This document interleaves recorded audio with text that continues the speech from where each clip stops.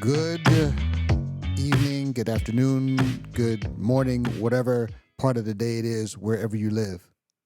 It's the big homie, T. Shees, data scientist, social commentator, getter of buckets.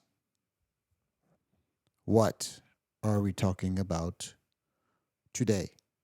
Well, got a doozy for you, got a good one for you.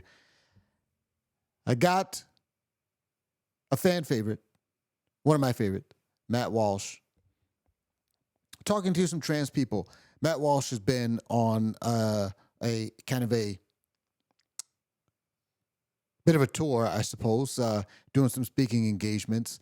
And most of the times when these people, these conservative personalities do these talks, most of the time I get the most out of watching the Q&A sessions when they get to interact with the different people in the crowds, and in particular the people who disagree with them.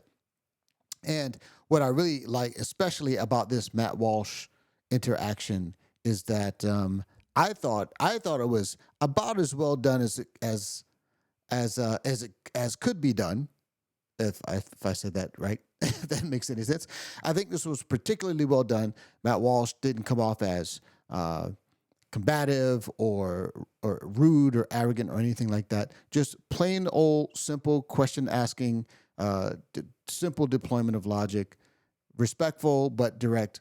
So this is a good one. So we're going to watch Matt Walsh interact with a couple trans folks here, and I'm going to interject as per usual my commentary. Now, the first one that he interacts with is, I think a guy. I got to tell you, this is pretty bad. It's a guy that says that he is a mother, and I can't tell you how cringe it was to listen to this guy refer to himself as a mother. But we're not going to watch that part in particular. What we're going to watch specifically is Matt Walsh as he talks with this guy when he asked him, well, how do you know you're a woman? So let's have a quick look at that, and then we will kind of go from there. Exactly what I'm talking about. No one in my life has ever once said to me, "You're totally a man, Matt." You know, if a friend of mine called me on the phone and said, "Listen, Matt, I want you to know you're really a man," I would think that there was something wrong with him. I would say, "Why are you saying that at all? It doesn't make any sense." So the fact that this is a conversation to begin with tells me it only proves the point that I'm trying to make, that your identity, even in your own mind, is up for it's something that you need to be assured of. So just for context, he was just asking this gentleman. Well, this guy was saying, "Hey, everybody in my immediate circle sees me as a woman, and they don't question the fact that I'm a woman. But you're saying that that I wouldn't pass as a woman, and no one would ever see me as a woman." Which, first of all, is something that I don't think Matt Walsh has ever said, that no one would ever see a trans person as a woman. This guy, as you could kind of see, he I mean, to be frank, there's some of these guys that go through great lengths to fool the general public, and some of them actually can pull it off. They actually are a aesthetically, they look like a female, but this guy doesn't even, not even really close. So anyway, let's carry on. Now, what I would like to ask you, again, because you're standing here, and so you've brought your identity on the table for discussion. So how do you know that you're a woman? It was first when I heard transgender persons describe their experience in their own words, and this was only about 2 years ago. Hearing somebody describe things, it was a woman from England, describing her experience, her childhood, her teenage years. And it blew my mind to be listening to her, because it was just some podcast that I was listening to while I was doing laundry. But it blew my mind to hear somebody so eloquently and precisely describe things that I had experienced. It's pretty funny. He's just like, what did they say? Okay, so Just pause here. Now, he knows he just stepped into it because now he's going to have to explain himself. And Matt Walsh is actually, his observation here is pretty good. So let's just listen further here. I am honestly hesitant. I know that you touched earlier about the difficulty that transgender women might have in describing their identity, but I want to state I honestly don't feel that you would engage in this conversation in good faith. Okay, the whole good faith thing. Okay, so let me put this out there. This is a tactic that people when they're trying to be deceitful, this is what they'll do. Whether a person is having a conversation in good faith or not is irrelevant to whether or not you can make a coherent and logical point about your position. If your it doesn't matter if I'm having a conversation with someone who's disingenuous. I think if someone is disingenuous, I think it'll be painfully obvious to anyone watching that that's what they're doing. But that still doesn't mean that that gets me off the hook from making a coherent point, refuting whatever point they were trying to make. I still have to articulate my position clearly, and that's what I think he's not wanting to do because I think he's pretty sure that he can't do that. But let's listen. Then why are you here? Why did you stand up to talk to me if you don't want to have a conversation? You're saying that you discovered that you're a woman. I'm asking you how you did. That's a very fair question. Okay. How do you know that you're a woman? That's fine. All right. So first of all, listening to transgender people, and it was like, okay, this is a one-off, one person describing these things. Things like looking at yourself in the mirror and not recognizing yourself. Hearing compliments like, you are such an example, like a positive masculine role model. And just hearing that and being like, it feels like they're talking about somebody else. It means feeling alone, even when you're surrounded by guys, even when you have a lot of friends. And I was active in like Boy Scouts. I'm an Eagle Scout. I had great masculine role models my whole life. And yet I never felt like I belonged. I felt welcome and included. Why does that make you a woman? Because as opposed to just a man who doesn't get along with some other men, or a man who's depressed, or a man who doesn't feel at home totally in his body, which, by the way, is a pretty universal human experience. Everybody goes through it at one time or another. So in what way does that make you a woman, though? This is an excellent point by Matt, and I think something that this is something that I really want to touch on because here's the thing. Feeling uncomfortable in your identity is something that is actually quite common, especially this is so important, especially if you didn't have a father who shaped you. Now, I know this is very passé and very old-fashioned, and the modern enlightened types in all of their ignorance, which they called wisdom, like to poo-poo things like this. But, we were just having a Bible study just last night because my wife and I host a small group amongst some families that we go to church with, and we have Bible studies every other week. And we were talking about this very issue. We're talking about identity.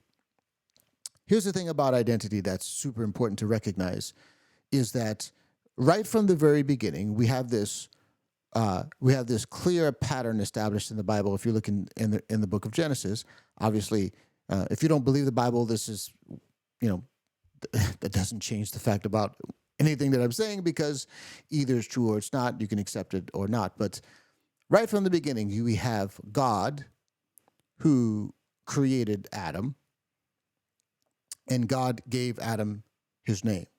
God called Adam mankind. That's what Adam means. The name Adam means mankind, and God gave him that name. And then, interestingly enough, God brought all the animals to Adam to see what Adam would call them, and the Bible says that whatever Adam called it, that was its name. And then God took Eve and formed her from Adam's rib, and then Adam called her Eve. So the interesting pattern here is that you have an authoritative figure that always gives the name to the entity they have authority over. So God having authority over Adam, God is saying, this is who you are. You are mankind. And because God wanted Adam to establish his dominion in the earth over the animals, instead of God directly naming the animals, he let Adam do that because he wanted to establish Adam as the authority figure over the animals. And this is, I know, will be a huge favorite for the for you neoliberal types or what have you that reject the Bible. But also, God named Eve, establishing his position of leadership over her. And so, what we have is a clear pattern of the authority figure naming or identifying. That's what a name is, right? It's an identity, identifying the entity that they have authority over. And what it sounds like for this young man is that he didn't have a strong man who was honorable and who was someone who he trusted, whose judgment he trusted to affirm him in his manhood. So he ended up not knowing who he was, being uncomfortable, being uncertain about his identity. And then when he hears some transgender guy say, I don't feel right, I don't feel like me, I don't feel like me, he assumes that maybe he's something different. And what it speaks to is the necessity of leadership and authority in your life to speak over you and to say, this is who you are. Without that, there's nothing but confusion. And as Matt Walsh rightly points out, just because you don't feel like yourself, how does that make you a woman? Well, let's see what he says. It's interesting you're telling me that you listen to the experiences of other transgender people. Well, yeah. But what about women? So Because trans women are women, you would say, right? I would say that, yes. Exactly the same? Yes. Okay, well then why do you need to hear the testimony of quote unquote trans women? Like how you pick any actual woman in this room? In what way do you know that you belong in the same category as them? I know because they tell me. So here was You need them to tell you what you are? Women. Yes. I trust the opinions of the women. So notice here. Notice the pattern that I've established. When a person doesn't know who they are and when they don't have the proper authority figure in their lives to tell them who they are, they'll look to anything and anyone. This man is looking to women in his life to tell him who he is. It really is sad. And if most women... It's incredible. You might try it sometime. If most women voted and said they don't see you as a woman, would you say I'm not a woman anymore? If who? If most women voted and said they don't see you as a woman anymore, would you then relent and say I'm not a woman? I would say most people on the planet have no idea who I am. I'm going to trust the opinions of the people who've spent their lives with me. But you are relying on other people to tell you who you are, is what we're establishing. For context. But you are relying, you see, okay, this is so interesting because one of the things we touched on last night in our study was something that I call 3D identity. And that is the fact that whenever you have an issue of identity, there's always three parties involved. There's the person being identified, there's the person that you're identifying yourself or that person is identifying themselves to, and then there's the third party who verifies it. Now, that third party is probably the most important party because as a witness, they testify to the authenticity of the person who's identifying themselves to their claims about themselves. And this, of course, always has to be a faithful witness, a person who is honorable and trustworthy, that third party. This is, if you doubt that there always needs to be three party in an identity situation, I dare you to try to issue and identify yourself. I dare you to try to create your own ID, your own driver's license, and try to pass it off as authentic, right? There's a reason why states only have the authority and official entities only have the authority to issue IDs because that third-party verification is essential.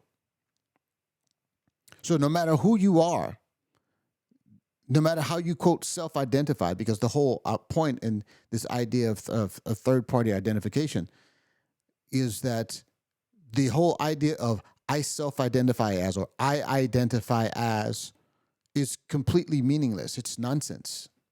Everyone needs a witness to their identity.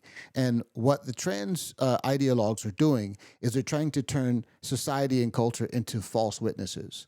They're trying to get people to lie about who they are, about who they see themselves as, because they see themselves in a false way. They are recruiting society to affirm that identity. And as far as I can tell, God says, "Thou shalt not bear false witness." So we should not participate in these lies. So anyway, what I wanted to do is I just wanted to establish that, because this trans identity is so dangerous. We're going to do one more example here of another trans person that Matt Walsh is talking to, and he gets back to the age-old question. Obviously, what is a woman? And obviously, they don't have a coherent answer. But I want to identify something very specific about this person's particular efforts to undermine Matt's points here and try to identify as a woman, because this whole thing where they go, well, you know, if a woman, what if the woman can't have a baby? Well, let's just let this person talk it out. Define a woman, because you've asked. So he asked How Matt would Walsh. you define a woman? 1 second here. Let me bring in the video here for a second here. So he says, "How would you define a woman?" All right, let's listen. Because you've asked other people up here to define how we would define a woman. How would you define a woman, Mr. Walsh? An adult human female. Pretty simple, right?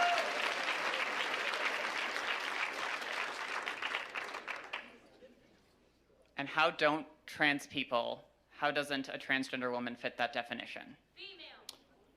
Because they're not female. They have. You said that you are a biological male, correct? I said I'm transgender. I might be intersex for all we know. About almost as many people in the world are. Okay, this is an absurd argument. Let's just put something in context here, because this is the thing that I've always wanted to. This is the one unique thing that I think. And Matt, first of all, does a fantastic job interacting with this person. But there's always one question that I would like to ask these people. And it's one thing that's unique about the way I would address these issues versus how Matt Walsh addresses them, which is that just thinking of the fact that we as human beings, we obviously have different words that we use to identify different types of beings, different classes of beings, right? From animals to human beings, whatever it is. We as human beings, we have to identify people and we have to identify things. Now, there is a word that we use that is non-sexed, or it is non-gendered, I should say. And it's when we talk about humankind, we generally use the term people or person. Now, people is not gendered, or a person is not gendered.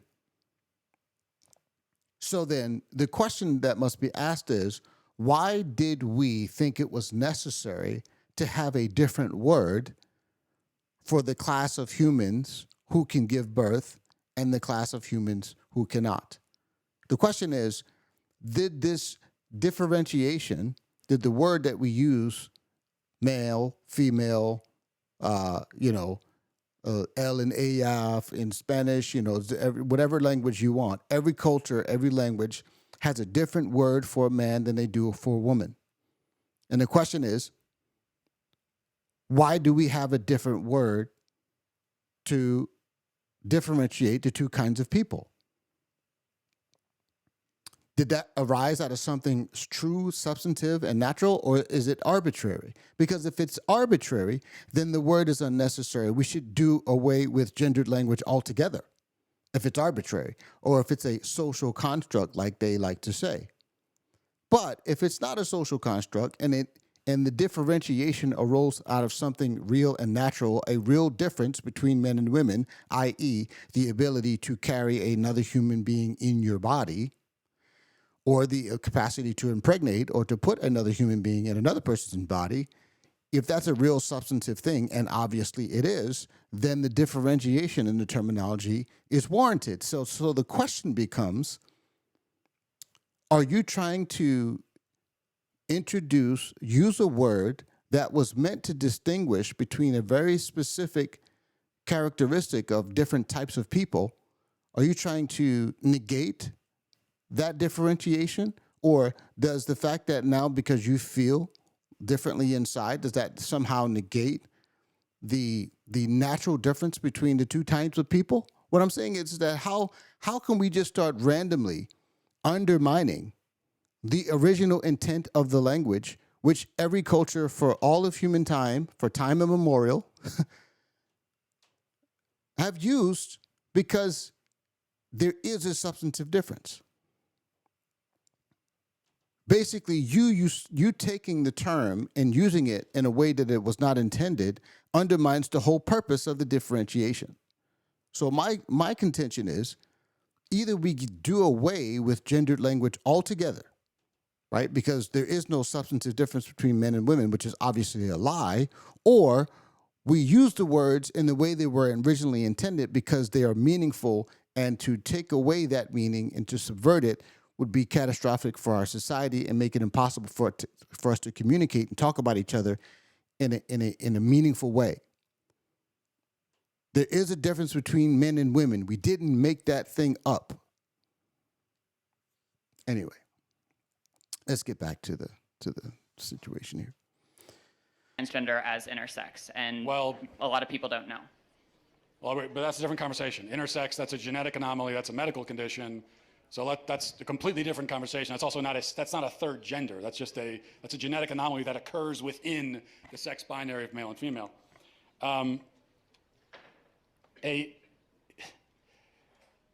What you're saying is that a quote unquote trans woman is a female. By the definitions I'm familiar with, yes. Oh, my dear Lord. So how would you define female? Through my training in healthcare, there Come on. are several different You categories can see for how Matt we Walsh define is getting sex. People impatient. bring up He's like, chromosomes. what's happening? People also bring up hormone levels. People bring up all sorts of other categories. Lots of people don't fit neatly into a gender binary, even people we don't consider to be intersex. It's a complicated spectrum. No, it's not. It's not complicated, but you also didn't define. So what is a woman? What is a female? What do these words mean? And this gets to the point that I was just making. What do they mean? When you ask what do they mean, what you are essentially asking is, why do we have a different word to refer to the type of person who can give birth, and a different word to refer to a type of person who cannot? Why do we have a different word for them if there is no difference? Everything that you think about in philosophy, you think about identity. We say A is not B, and it's a contradiction to say A is not A. A is identified by the letter A, right? If we're not talking about A, then we can't use A to reference the thing we're talking about. We need a different name. We need a different word. We need a different reference point. So then we would say B or C or D or whatever, but it has to be a different word. Anyway, let's keep going. It's complicated, and I know you're not going to like that dear answer, Lord. but that's because there are no simple answers in human biology. Let me ask you a question. You guys, Can I ask you one last hang question? on. Just let me finish. You guys like to bring up high school level biology classes a lot. I get that a lot, but people who go on to more complicated biology classes will talk about sex as a spectrum. It's not. It's not. Well, biological researchers would disagree with you. Well, then they're full of shit, the ones that would say that. Look, A good thing they beat that, because I was going to beat it. there are All right. Yep. there are male gametes and female gametes. Oh, I had one last question. Oh, this is great. This is great I just here. I have one quick. Can you come back for 1 second? Because this is an important question. You said you're an EMT. Yes. Okay, if you're responding to a health emergency. Biological male, somebody with a penis, is having a medical. See how weird he has to play their game. Someone with a penis. We have a word for someone with a penis. A man. Emergency. And they say to you, I think I'm having a miscarriage. Would you check them to see if they're having a miscarriage? Would you consider that a possibility for them? What the? You see. No, but that's because some people don't have body parts. Doesn't mean they're not a woman. Okay. Sounds like we've established there are some people who, in principle, can get pregnant, and there are some people who can't. So there's two categories, otherwise known as binary. Lots of women can't get pregnant either. Yeah, but they're still of the nature to get pregnant. The only But reason they can't get pregnant. Yes, but truth matters, right? it does. That's what I'm trying to explain to you. Truth matters, and they can't Okay, get pregnant. That's the truth. So how are they still women? Because they are. Okay, so this guy doesn't even realize how, and this is the narcissism coming out in the transgenderism, which is he doesn't even realize that he basically just said to a bunch of women who have infertility issues that they're not women. Now, in his mind, he's probably thinking, well, that's not what I meant. I'm just saying that being able to give birth is not the only criteria for womanhood, which is obviously true. But in principle, whatever it means to be a woman, it means that you're of the nature to have the capacity to give birth, not incidentally, but in principle. And we explain this, and people on the conservative side of the spectrum have been trying to explain this and say this in various different things. In principle means pertaining to the nature of a thing. So it is pertaining to the nature of a woman to be able to give birth, whether she can incidentally give birth or not. So a young woman, a 3-year-old girl, cannot give birth. That doesn't mean she's not a female, or obviously what a woman means is that she's sexually matured. So that's an adult human female, right? But this guy basically just insulted women with infertility issues, and he doesn't even realize it. And when you are not thinking about how you impact others because of your selfish pursuits, this is the sort of thing you do. For the same reason that I can rightly say that human beings have 2 legs. And if a person is born with only 1 leg, that doesn't call into question the statement that human beings have 2 legs, okay? A person being born with 1 leg doesn't mean that now legs are on a spectrum. And we can't say anything. Now, this is the one thing that I understand why they're laughing. And I will say, as frustrating as these people are, it isn't helpful to laugh at them. It just really isn't. I'm not saying it's not funny, and I'm not saying I don't understand why they're laughing, because the point is so absurd that it is ridiculous, right? What does the word ridiculous mean? It means worthy of ridicule, right? But the difficulty is that no one wins here. Okay, owning these people with these very, very deep and sad psychological problems, it's just heartbreaking. Anyway. All about how many legs a person has. Who knows? They could be a centipede. They could have 100 legs. No, we know human beings have 2 legs. If a human is born without 2 legs, something went wrong. They were supposed to have that second leg. Something went wrong. If you meet a person on the street who only has 1 leg, maybe they had an accident. Maybe they were in war. Maybe maybe they were in a car accident. Maybe they had cancer. A leg was cut off. But you know that something went wrong because by their nature, they're supposed to have 2 legs. Same. All right. So I think that's the main thing I wanted to take from that, is that Matt Walsh obviously did a great job answering the questions, and I had a long, convoluted way of getting around to addressing that. But I want to end this with this one thing, and I think this is pretty important. This is actually an interesting concept, but I just want you to hear me out. Satan is trans. And let me explain what that means. There are many people who obviously don't believe in the Bible. They don't believe in Satan. Whether you believe in that or not, that's your prerogative. That doesn't change with the fact that it's true. So I use the Bible as my source of truth and my reference point. But one interesting thing about what the Bible says about Satan is that Satan was the first person to reject his identity.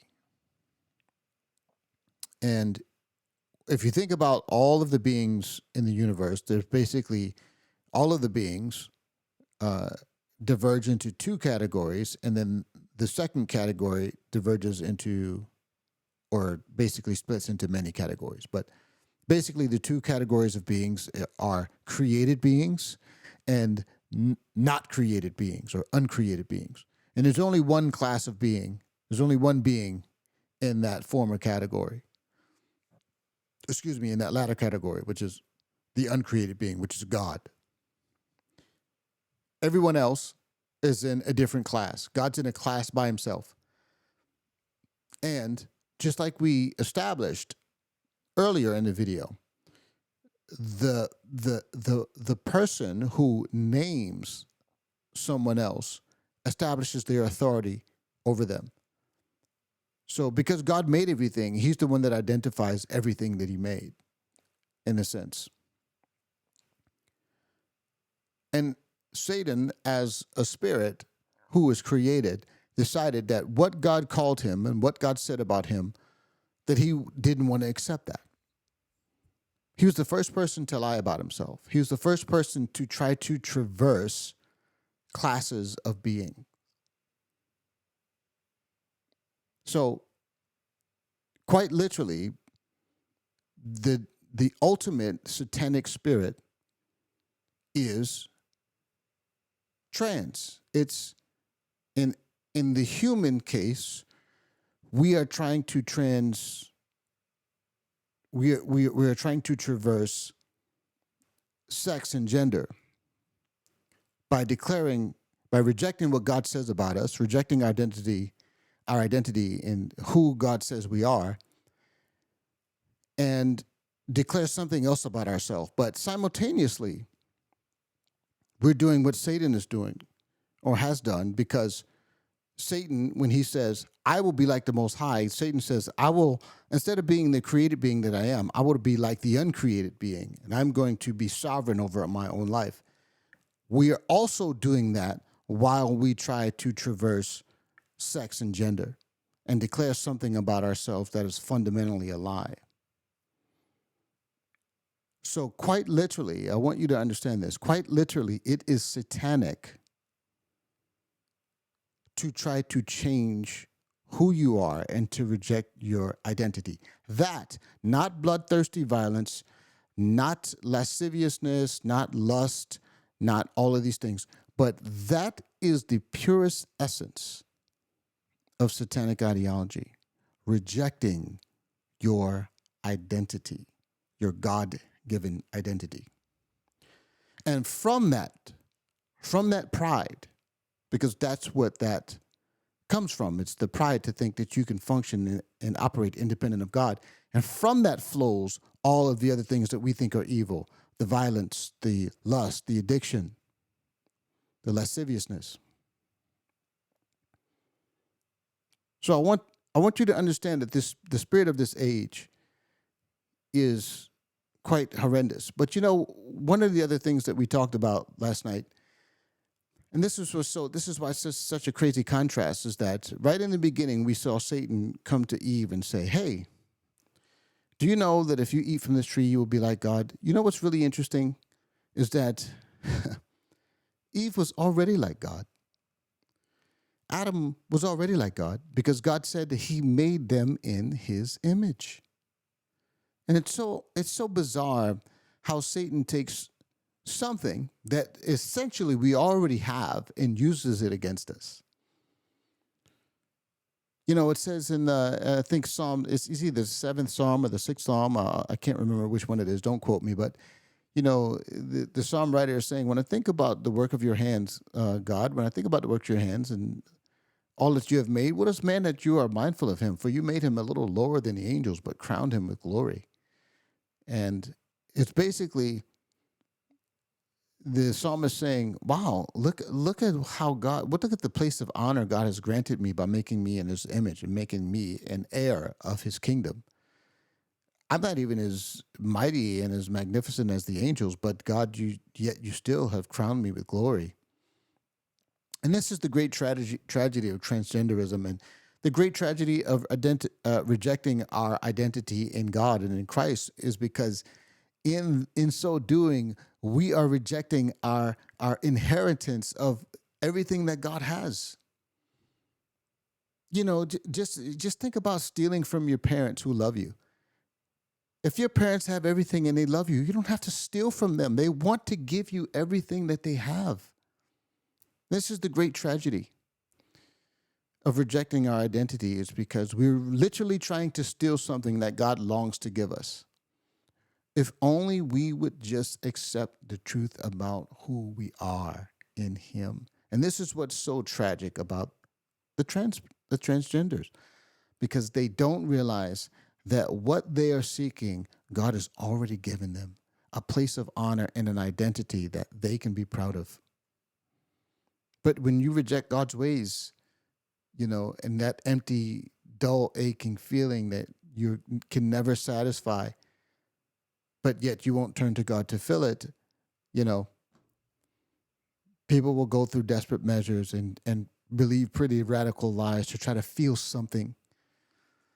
And I think that's what the transgender community is after. But, you know, I just pray that these people repent. I pray that these people come to understand that God loves them and that God wants them to accept the truth about who he says they are. So if you know someone who's transgender, you know someone who's struggling with their sexuality, whatever it is, I just pray that you'll pray for them, and because these people really are in need of help. And you know, I just think it's a sad thing that we have a society that's become a false witness to lie to them about who they are and to reject God's beautiful plan for them. So anyway, friends, I hope you found this helpful. If you like this content, please like, share. I know always people do a lot of call to actions, but if you really like this, I really would appreciate it if you would share this content. Till next time, friends, God bless you.